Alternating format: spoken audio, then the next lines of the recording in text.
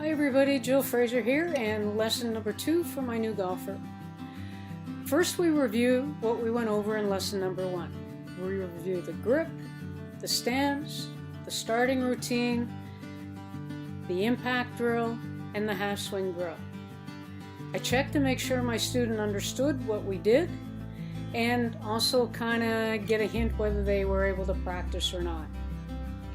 From there, we're ready to move on to lesson number 2, which is the full swing.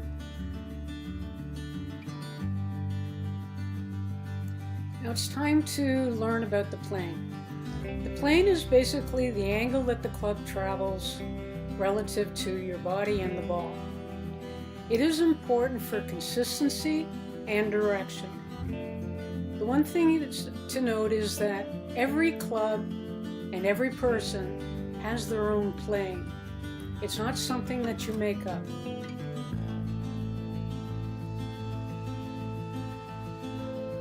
Alright, so the student's ready to proceed to the full swing. The first drill I have the student do is shoulder rotation drill. Now, what I have them do is have the club in front of them with the club head pointing to the target, and then I'll have them rotate so the club head turns down past the ball, shoulder under the chin, and then I'll have them rotate back through past the ball so the back shoulder is moving under the chin past where the ball is located. This will give them a sense of shoulder rotation, the idea of head staying relatively still, and the idea of the club swinging down through the ball and out to the target. All in the meantime, weight moving backside to target side, backside to target side. Right. So the plane drill is just designed for that, to get the student used to what the plane is when the club is traveling. Basically, we swing the club so that the grip of the club is pointing over the back shoulder, swings down through the ball, and then finishes over the target shoulder. And the importance in that is to get the angle of the club shoulder to shoulder as far as the swing is concerned, weight moving back foot to target foot. So now it's time to hit some golf balls. I had mentioned in my previous video that I had a mentor who used to tell me that the best thing to do is to focus with a new golfer, the starting position and the finishing position. And the reason behind that is a lot of times people will figure things out on their own.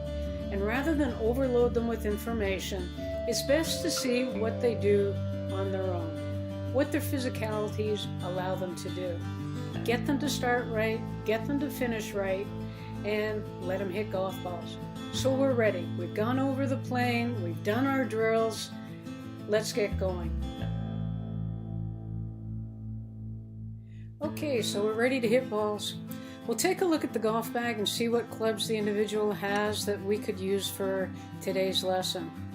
And I like to use pretty well all the clubs, but normally I start with an iron. And always starting with the ball on the tee, just to add some confidence in hitting the golf ball in the air. We'll usually start with a 7-iron or a 5-iron. And I'll go back and forth. We'll hit 10, 20 golf balls depending on how things go. Emphasis on starting routine, finishing position, and then we'll go through the longer clubs. Nowadays there are hybrid clubs, so we have the hybrid 5-iron, a hybrid 3-iron, which is a mixture of wood club, and then eventually, yes, we get to the exciting club for pretty well everybody, and that's the driver. But I like to mix them up and I like to see what people do. And again, emphasis on starting routine, aiming, start, finish, holding position, balance, weight shift, shoulder turn. We go through all this as the student's hitting golf balls. I never have fear of someone actually making contact because I'm pretty sure if they've gone through the drills that we've gone through, that they will be successful. Okay, so we're ready to design lesson number 3. Now, there are several schools of thought, and some people probably would have thought that I should have started with the short game. But I know this person is a business person. I know it's their His goal is to not be embarrassed when he's on the golf course, being invited by a client. So I know that that's what he wants to do. He wants to be able to hit that ball in the air and relatively far. So I start there. But now I need him to understand what putting and chipping is all about. A couple of the drills that we did are similar to the chipping shot, so he already has a leg up on this. But now he has to understand why and when the situations occur that they do. So, time for the putting and chipping.